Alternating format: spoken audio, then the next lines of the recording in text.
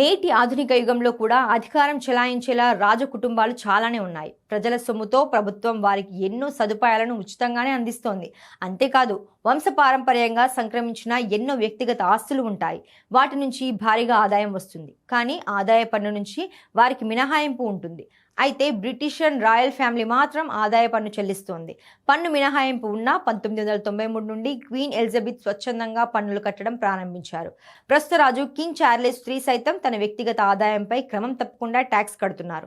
మరింత పారదర్శకత కోసం ఆ వివరాలను బహిరంగంగా వెల్లడించి చరిత్రలో పన్ను వివరాలు ప్రకటించిన మొదటి బ్రిటిష్ రాజుగా నిలిచారు. 2024-2025 ఆర్థిక సంవత్సరంలో 12.9 మిలియన్ పౌండ్లు పన్నుగా చెల్లించారు ఆయన.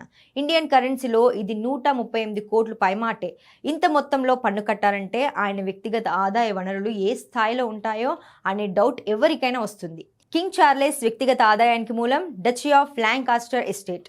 అలాగే బ్రిటన్ ప్రభుత్వం నుండి అధికారిక ఖర్చుల సావరీన్ గ్రాంట్ అందుతుంది. డచీ ఆఫ్ లాంకాస్టర్ ఎస్టేట్ ని 1265లో స్థాపించారు. 1399 నుండి బ్రిటన్ సింహాసనాన్ని అధిష్ఠించే రాజు లేదా రాణి ఈ ఎస్టేట్ కు అధిపతిగా వ్యవహరిస్తున్నారు.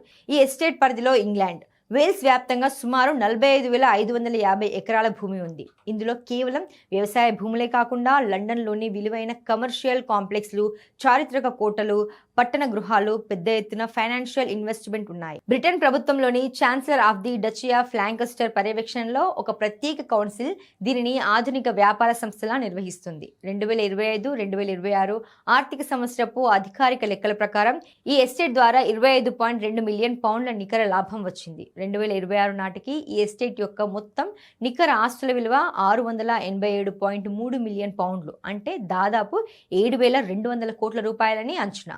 ఇక బ్రిటన్ సార్వభౌమునిగా రాజు తన అధికారిక బాధ్యతలు నిర్వహించడానికి రాజభవనాల నిర్వహణ కోసం బ్రిటన్ ప్రభుత్వం వార్షిక నిధులు అందిస్తుంది.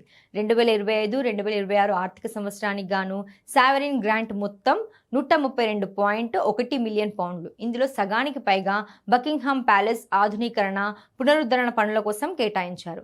మిగిలిన మొత్తాన్ని సిబ్బంది జీతాలు, అధికారిక విదేశీ పర్యటనలు, అలాగే అధికారిక విందుల కోసం ఉపయోగిస్తారు.